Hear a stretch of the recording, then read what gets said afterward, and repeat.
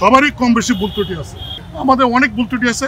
সেই ভুল ত্রুটি যদি ইচ্ছা করলে করতে না পারি, সেই জন্য তো সংস্কারগুলি প্রয়োজন। আমরা আজকে এখানে এই বর্তমান যে পরিস্থিতি, সেই পরিস্থিতি সার্বিকভাবে আমরা আলোচনা করেছি। বিশেষ করে আমাদের চেয়ারম্যান বলেছেন যে এই দেশ বা জাতি এমন কিছু কিছু বিষয় আছে দেশের প্রশাসনে, বিচার বিভাগে এবং এই কনস্টিটিউশনাল বডিগুলিতে যেগুলি সংস্কার প্রয়োজন, যেগুলি সাধারণত নির্বাচিত একটি সরকার হলেও, ভালো বুদ্ধি নির্বাচন করলেও নির্বাচিত হওয়ার পর সেই কাজগুলি নর্মালি করেন না।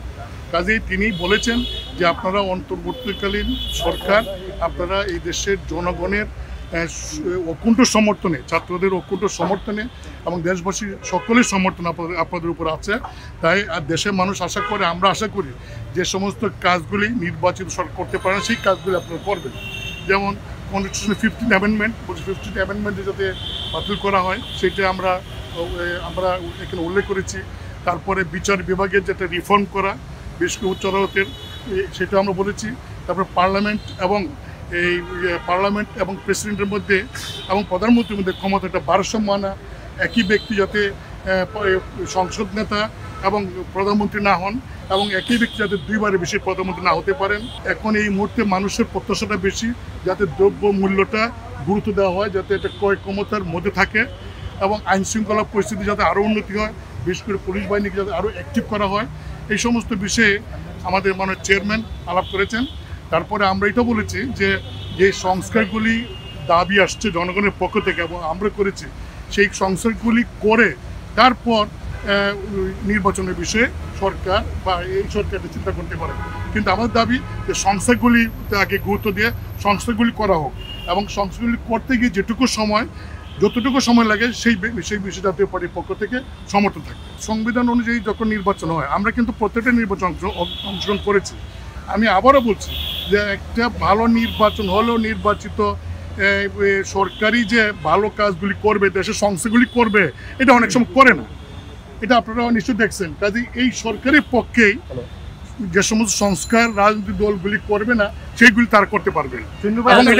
এবং এটা একটা সুযোগ এসেছে যে এই দেশের মানুষের প্রয়োজনে এই দেশের প্রশাসনের নিরপেক্ষ রাখার, ইলেকশন কমিশনকে নিরপেক্ষ রাখার, কনস্টিটিউশন বডিকে নিরপেক্ষ রাখার এবং বিচার বিভাগকে নিরপেক্ষ রাখার, এই সমস্ত সার্বিক বিষয়ে যে সমস্ত সংস্কার করা দরকার, এই সংস্কারগুলি এই সরকারের পক্ষেই করা সম্ভব। দেশ স্বাধীনের পর থেকে আজকে পর্যন্ত অনেক রাজনৈতিক দল আছে, অনেকে ক্ষমতা গেছে, আমরা ক্ষমতা ছিলাম, সবারই কম বেশি ভুল ত্রুটি আছে। তাই সেই জন্য আমরা বলছি যে রাজনৈতিক দলগুলি শুধুমাত্র নির্বাচন করে গিয়ে সংস্কারগুলি করবে, এটা আমাদের মনে হয় না। তাই এই সরকারের পক্ষে করা সম্ভব।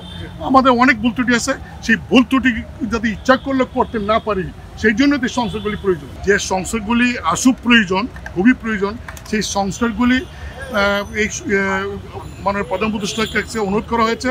তিনি তার উপদেষ্টা পরিষদ, তাদের প্রতি আমাদের আস্থা আছে, দেশবাসীর আস্থা আছে।